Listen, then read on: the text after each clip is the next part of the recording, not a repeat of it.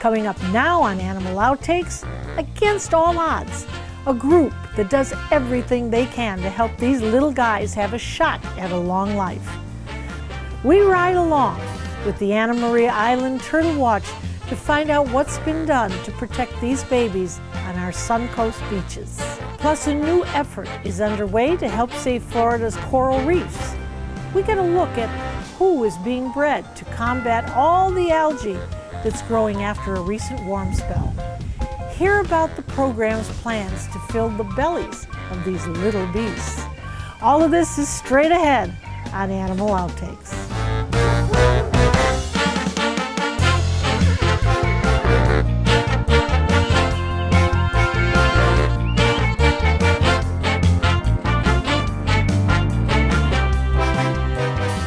Sea turtles have been around since the time of dinosaurs. That's about 110 million years of swimming the oceans on planet Earth. But it's interesting to note, estimates of survival to adulthood for these animals range from 1 in 1,000 to 1 in 10,000. But thankfully, there are organizations throughout the world who realize the importance of these endangered animals. For more than 30 years, the Anna Maria Island Turtle Watch and Shorebird Monitoring Program has made conservation of sea turtles a top priority. We were lucky to ride along on a recent morning survey with the group's director. And it was a very busy morning, to say the least.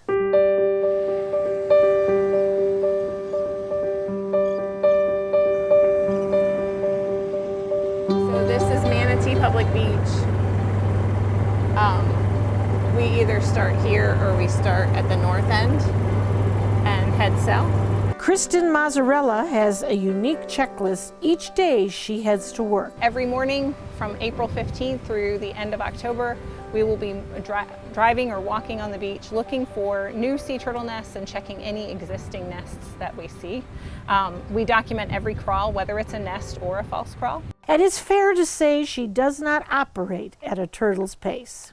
This is a hatch. So this is what a hatch looks like. It's got a depression in the sand, so when the hatchlings come out of the sand, the sand fills in behind them and creates this depression. So we just mark the nest so that we know that it hatched. And then I usually mark the hatch hole with some shells.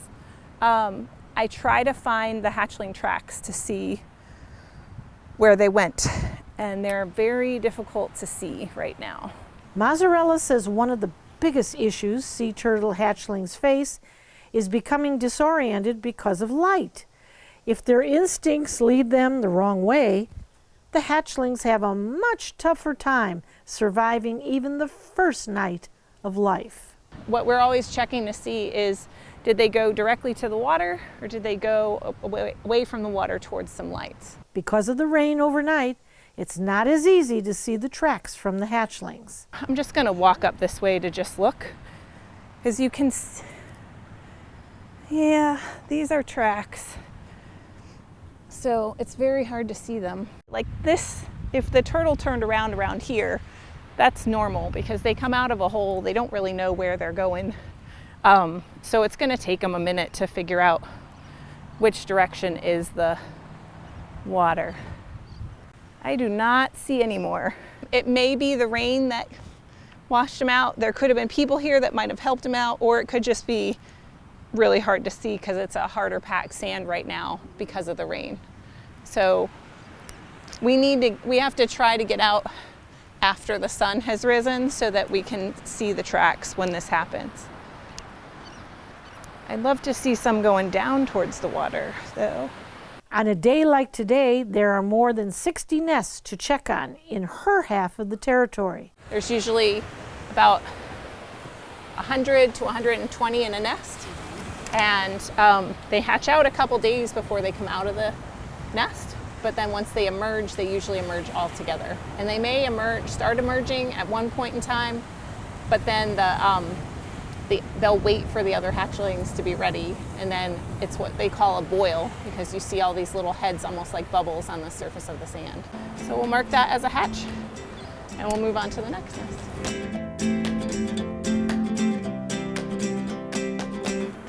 any part of the beach. And turtles come back once every 2 to 3 years, but when they are here for the nesting season, they'll come back 5 to 7 times to lay the eggs. Like that one turtle might put eggs in multiple different locations on the beach. They might have some down near the water and some up high. So this one's extra fun. We just need to check underneath there because she laid underneath the sea grape. The away from darkness is very clear in there where, which direction they should be going. Every nest has to be checked and recorded. See, there's something that happened here. Yeah, to me it looks like someone dug into the nest. They may have been, it's unknown what they were doing. They may have been trying to, oh goodness. After continuing down the beach, Mozzarella receives a call. Workers are finding hatchlings in the parking lot of the public beach. We're going back to the public beach so that we can go look for hatchlings in the parking lot. See if we can find any live ones and see what direction they went so that we can try to see what lights might have caused them to disorient. We'll get them out to the water as soon as we can. So we'll stop here and try to see if we can find. Unfortunately, a few were hit by cars and did not survive. Let us know. However, even more are found by helpful neighbors. All right. Oh, there's 2. And these baby turtles appear to be healthy. Yeah. This is usually not the way I handle them.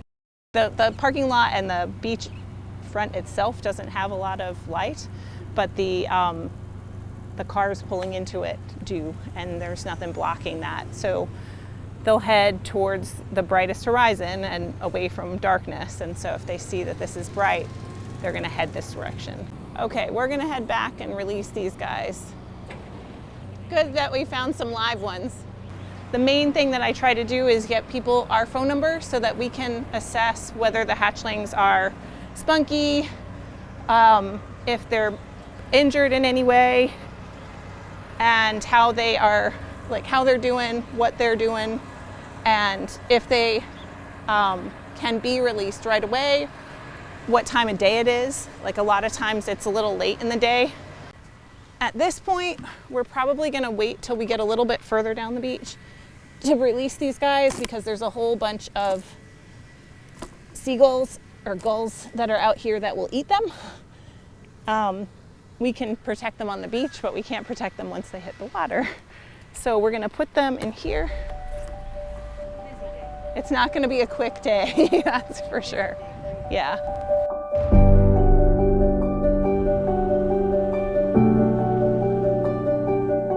We're gonna give them a short crawl because they've been crawling all morning. They're all set. They know which way the water is. Normally we give them some, I never put them directly in the ocean because they're air breathing animals so they can drown. And so I want to give them the choice of where to go. They pretty much always choose the water. There they go.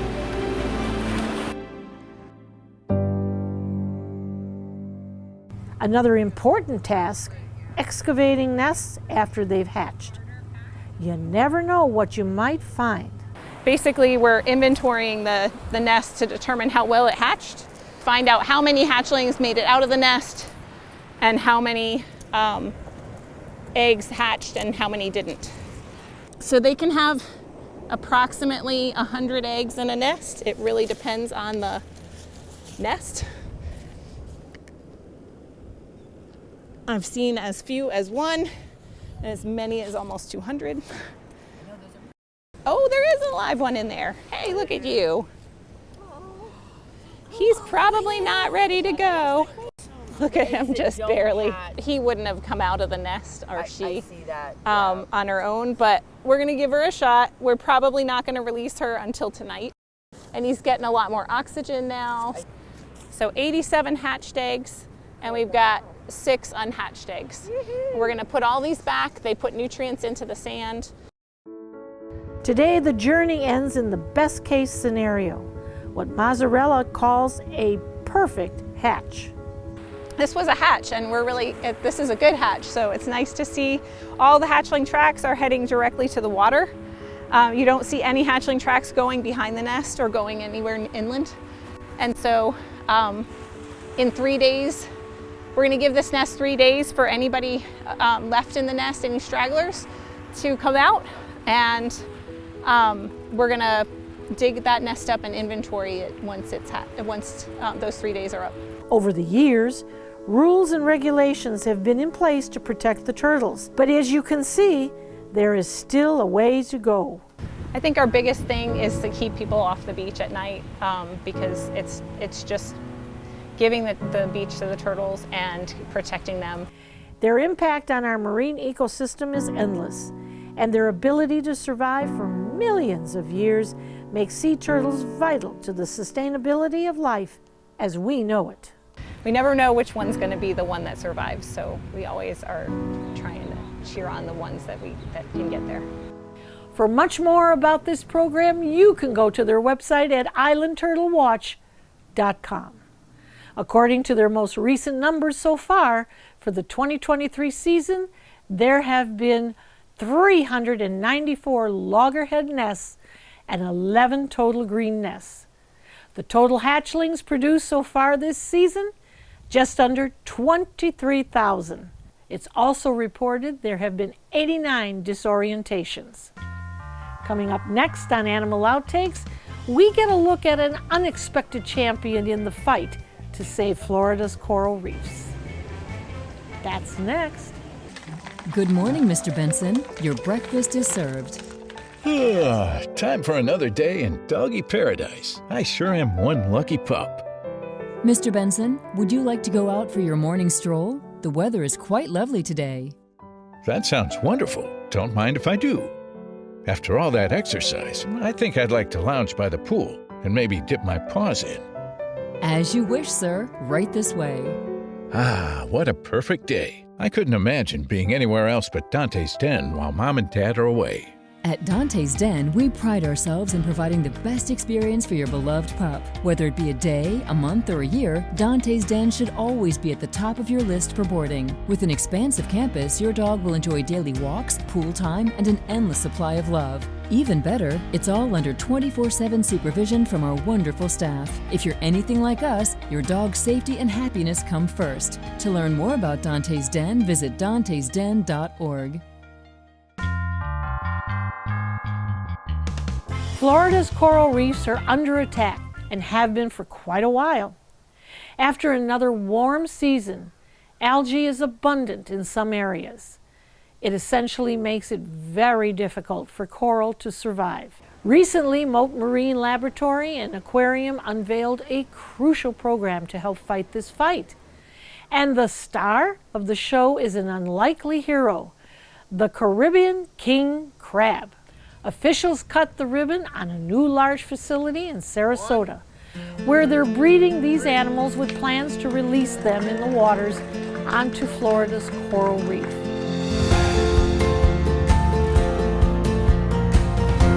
So it's the Caribbean king crab, although it's not actually a king crab, it's a spider crab. And the king crab people get really excited when you call it a king crab, but it's the Caribbean, not a king crab. But it's a native. It is the largest native crab in the Western Atlantic. Males get up to 3 kilograms and about 20 centimeters across on the carapace. So they get very, very large. But they're omnivores. They eat mostly algae, and they'll eat algae that other herbivores won't eat, that will actively avoid. And algae that directly compete and indirectly compete with our corals for space and resources on the reef. As one component of the grazing community, we've taken these guys because one, they're very effective. If we increase their density on the reef, they remove algae very, very effectively. They reduce that competition between coral and algae and facilitate coral recovery. They're relatively simple to aquaculture. And at scale, and they're relatively fecund. And then they also have a couple of other potential economic and socioeconomic benefits. But in the near term, we know that we can produce enough of them to change the grazing dynamic on our degraded reefs in Florida. So we're producing tens and hundreds of thousands of them here. We will be producing tens and hundreds of thousands of them here that will then be checked by a vet and sent down to the Keys to be outplanted onto restoration sites alongside our corals, where they'll eat algae that would otherwise compete with the corals that we're putting there, and they'll remove algae that would otherwise preclude the juvenile corals from settling and becoming new colonies. So before this heat wave, Florida's coral reef had gone from something like 60% of the reef being covered in living coral tissue to 2%.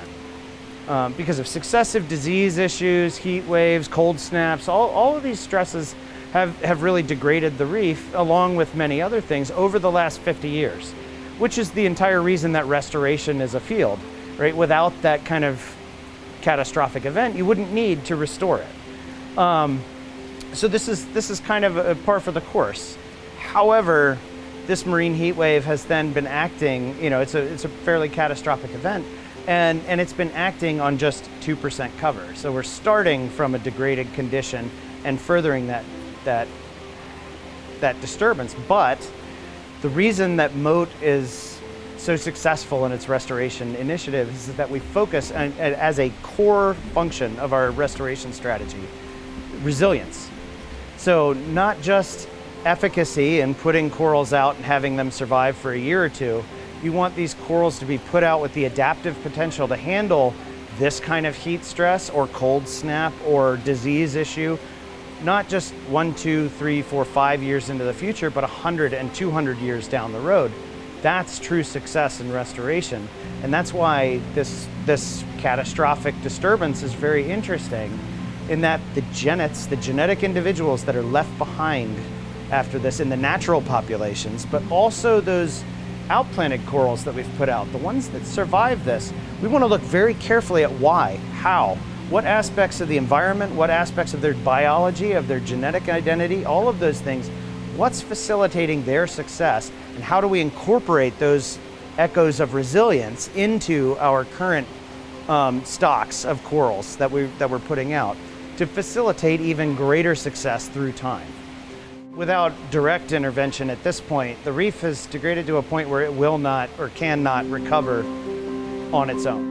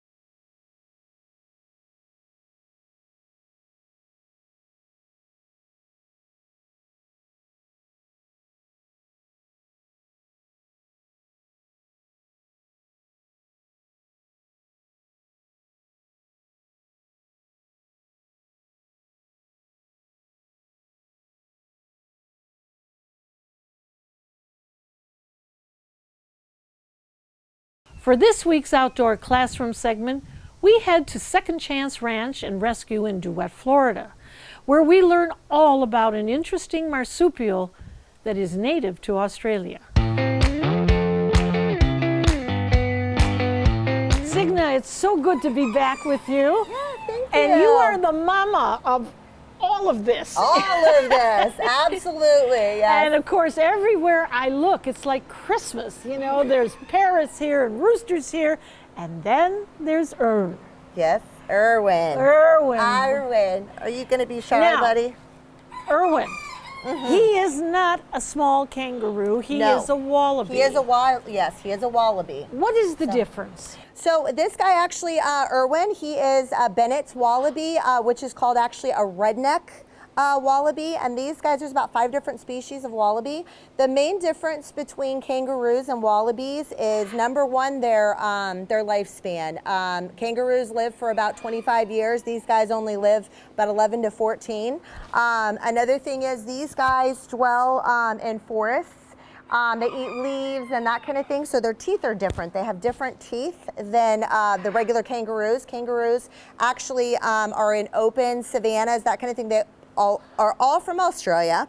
But another huge difference is their size. So wallabies get about 3 foot, and the eastern grays, the red kangaroos, are the biggest at 6.5 feet. But they are both pouched marsupials. So that's pretty much the biggest difference. Oh, and their coat as well. These guys have a smooth coat for forest dwelling, and the kangaroos have more of a dull coat. And these guys actually have predators that can prey on them because they're small. They only get about 3 feet. And kangaroos have no natural predator except for us. They're big. So, they're big. Yes, they are. Very big. But he is so sweet. He's got the warmest eyes that I've seen, and his coat is a little kinky. It is a little kinky. It's because he's actually a baby still. These guys they come out of the pouch about 11 months.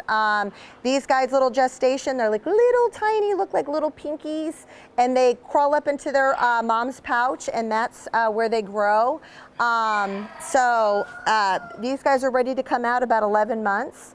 Another really cool fact about wallabies and kangaroos is they're nocturnal, and they actually lick their legs and their feet for temperature control. So it evaporates, the sweat evaporates and keeps them cool.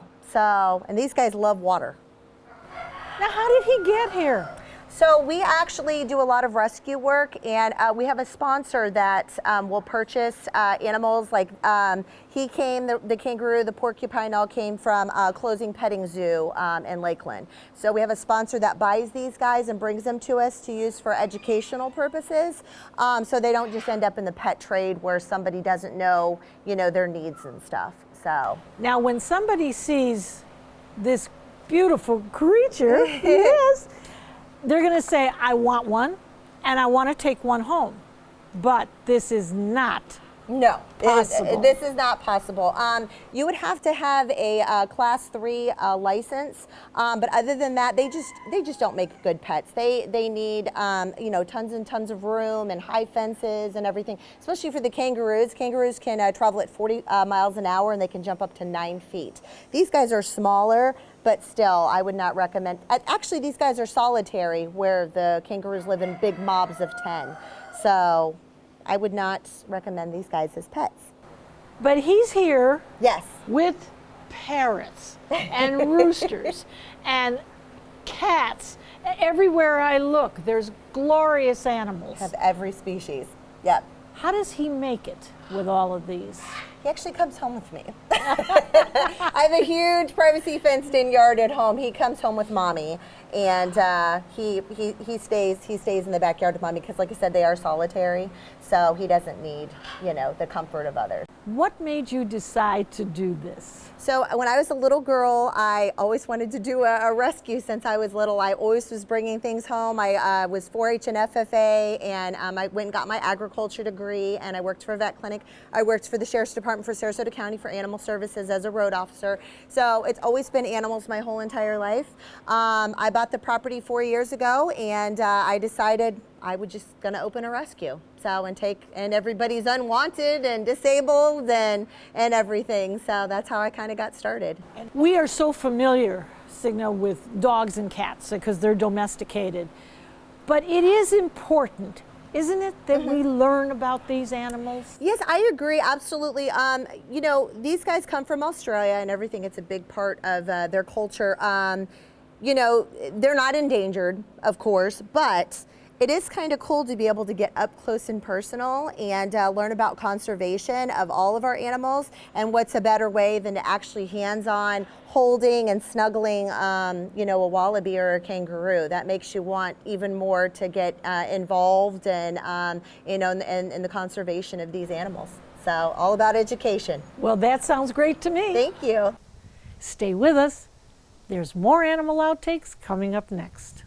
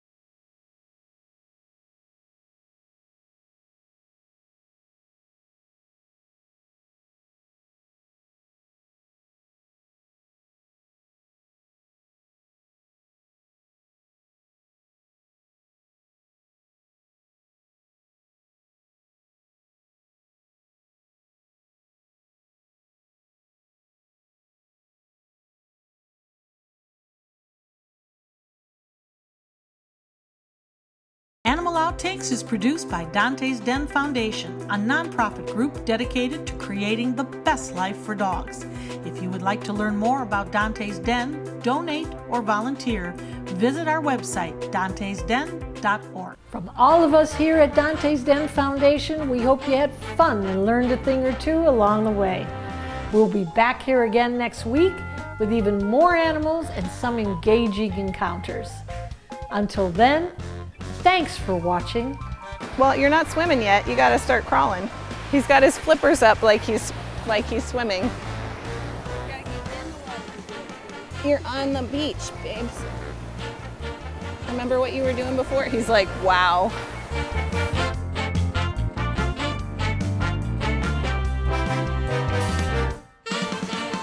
Go, little guy. See, once they hit the water, they know what they're doing.